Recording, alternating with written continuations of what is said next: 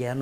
পাগলামো কোথায় করলাম তুমি বলো কি তো? ফ্যানের থেকে কম নাকি? তুমি তো আইসা 1 ঘন্টা সময় দিলে তো ভাবি ঠান্ডা হয়ে যায়। হ্যাঁ, তা না হয় করব, কিন্তু আমার কাছে যে তাল পাখাটা আছে, কিন্তু পাখাটা ছিঁড়ে গেছে। হ্যাঁ ভাবি, হ্যাঁ, কি খবর? কি ব্যাপার এত রাত্রে তুমি ফোন দিলা? ঘুমাও নাই? ঘুম কি ধরে? সবাই মিলা তো তোমার বাইরে বাইরে পাঠা দিলা। এখন একা একা থাকি, ভাবির খোঁজ খবরটা তোমরা নিবা না উল্টা আমার নিতে হইতাছে? আচ্ছা শোনো, তুমি খোঁজ খবর নিবা তোমার নিজের যে দেবর আছে সেই দেবরের সঙ্গে। আমরা তো চার শ্বশুরের মানে পাড়া প্রতিবেশী একটা দেবর, তা আমাদের কাছে ফোন দিয়ে এই দুঃখের কথাটা কেমনে বললা তুমি? আরে, নিজের ঘরের দেওর তো একবারে ঘরের পরিবারের মতন লোক।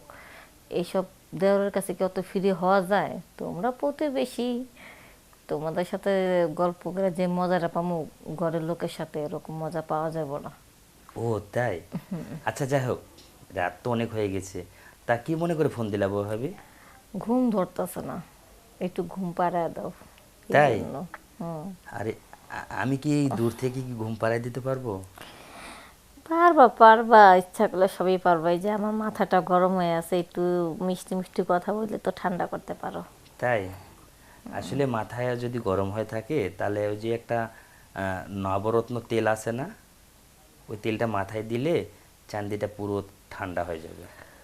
হুম, ওইটা তো মনে করো মাথা ঠান্ডা করলো, তবে মনের মধ্যে যে ঠান্ডা, যে ঠান্ডাটা প্রয়োজন সেটা তো ও আচ্ছা তুমি আচ্ছা, ছাড়া কেউ ঠান্ডা করতে পারবো বুঝতে না। পারছি। মানে ভাই যাওয়ার পরে তোমার বুকের মধ্যে যে আগুনটা জ্বালায় আছে সেই আগুনটা নিভাতে হবে, তাই তো? হুম, কেন বুঝো না? কি করতে হইব? মনে আসলে হইতেছে একবার ভাজা মাছটা উল্টা খাইতে পারো না। আসলে ভাবি একটা কথা কি, উম, তোমাকে ভাবি বলে ডাকি তো, কারণ ওইরকম ভাবে তো কিছু বলতে পারি না, তাই একটু মানে লজ্জা শরম করে করে বলতে হচ্ছে। তো ভাইয়ের কাজটা কি আমাকে দিয়ে করতে হবে? হুম, এতক্ষণে লাইনে এসো বাপু। একটা কথা আছে না, মেয়েদের বুক ফাটে তো মুখ ফুটে না। বুঝছো? এরকম কিছু দশা, মানে আমি কিছু বলতে পারতেছি না, আমার মনের কথাটাই তুমি বইলা দিলা। আমি তো বুঝতেই পারতেছি, কারণ এত রাত্রে তো একটা মেয়ে কখনো একটা ছেলেকে ফোন দিবে না। আর ফোন দেওয়ার উদ্দেশ্যটা হলো এই, তোমার আগুন নেভাতে হবে, এই তো? শুধু আগুন? আগুন তো পা থেকে মাথা পর্যন্ত পুরাটা আগুন ধরে রয়েছে। তাই? শোনো একটা কাজ করি, বাসায় কারেন্ট আছে? আছে তো। কারেন্ট থাকলে ফ্যান আরো তিনটা লাগাই দিয়ে আসি। পাগলামি করো না, পাগলামি করো না, ভাবির মনের কষ্টটা বুঝো না, খাও ফ্যান 3টা আহা, লাগাই দিই না। কেন? পাগলামো কোথায় করলাম তুমি বলো কি তো? ফ্যানের থেকে কম নাকি? তুমি তো আইসা 1 ঘন্টা সময় দিলে তো ভাবি ঠান্ডা হয়ে যায়। হ্যাঁ, তা না হয় করব, কিন্তু আমার কাছে যে তাল পাখাটা আছে, কিন্তু পাখাটা ছিঁড়ে গেছে। হ্যাঁ, আর পাখার ডান্ডিটা ঠিক আছে, কিন্তু পাখাটা তো একদম ছিঁড়ে ছিঁড়ে গেছে। ওটা দিকে বাতাস করা যায়? ডান্ডি দিয়ে তো বাতাস করা যায় না, তাই না?